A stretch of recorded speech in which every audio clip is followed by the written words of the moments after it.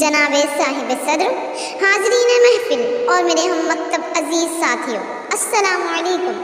آج اس دیوان میں میرا موضوع بحث ہے پاکستان اللہ کا احسان۔ اس پاک وطن کی قسمت میں لکھا ہے چمکنا چمکے گا، اس پاک وطن کی قسمت میں لکھا ہے چمکنا چمکے گا۔ تم لاکھ سویرے قتل کرو، یہ چاند فلک پر دمکے گا۔ جناب صدر، انسان اپنے وطن سے پہچانا جاتا ہے، کیونکہ بے وطن نہ کوئی شناخت رکھتا ہے اور نہ ہی کوئی اس کا بار ضمانت اٹھاتا ہے۔ جناب صدر، اللہ تعالیٰ کا لاکھ لاکھ شکر ہے کہ ہمیں اپنا وطن، اپنا گھر، اپنا آزاد اور خود مختار وطن اسلامی جمہوریہ پاکستان میسر کیا۔ شاعر نے اس کے ٹھنڈے میٹھے ذائقے کو زبانِ شعر دی ہے۔ میری عزت اسی سے ہے میرا عنوان پاکستان، میری عزت اسی سے ہے میرا عنوان پاکستان، غموں کی بھیڑ میں شان میرا گلزار پاکستان۔ اصحاب محفل، یہ ہماری خوش بختی ہے کہ ہم اس کی عنبربار فضاؤں میں سانس لیتے ہیں اور ہم اس کے فلک دوز پہاڑ کی رفتوں سے لطف اندوز ہوتے ہیں۔ ہم اس کے کھڑے جنگلوں کا نظارہ کرتے ہیں اور ہم اس کے وسیع و عریض بادلوں میں جھومتے ہیں۔ کھول آنکھ زمیں دیکھ، فلک دیکھ، فضا دیکھ، کھول آنکھ زمیں دیکھ، فلک دیکھ، فضا دیکھ، مشرق سے ابھرتے ہوئے سورج کو ذرا دیکھ۔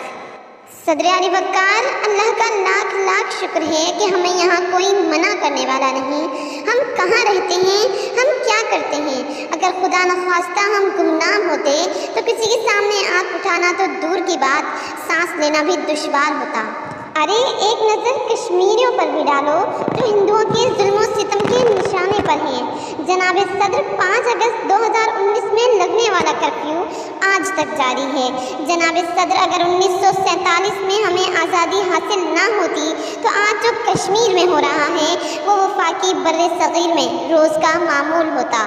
جناب صدر، یہ اکابرین ملت کا احسان عظیم ہے کہ ہمیں اپنی شناخت ملی اور پاکستان ہمارے مستقبل کی پہچان بن گیا۔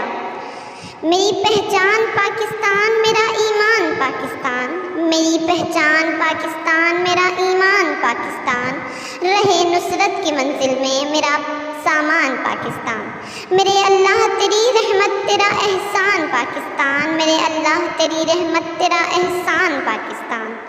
صرف یہی نہیں صدر علی وقار، آج پاکستان نے اپنے انتہک کامیابیوں سے ہمارا سر فخر سے بلند کر دیا۔ آج پاکستان اتنی طاقت حاصل کرنے والا پہلا اسلامی ملک ہے۔ پاکستان کے ترانے کی دھن پاکستان کے ٹاپ لیگ دھنوں میں شمار ہے۔ پاکستان کی ایئر فورس نے اپنا ڈنکا پوری دنیا میں بجوایا ہے۔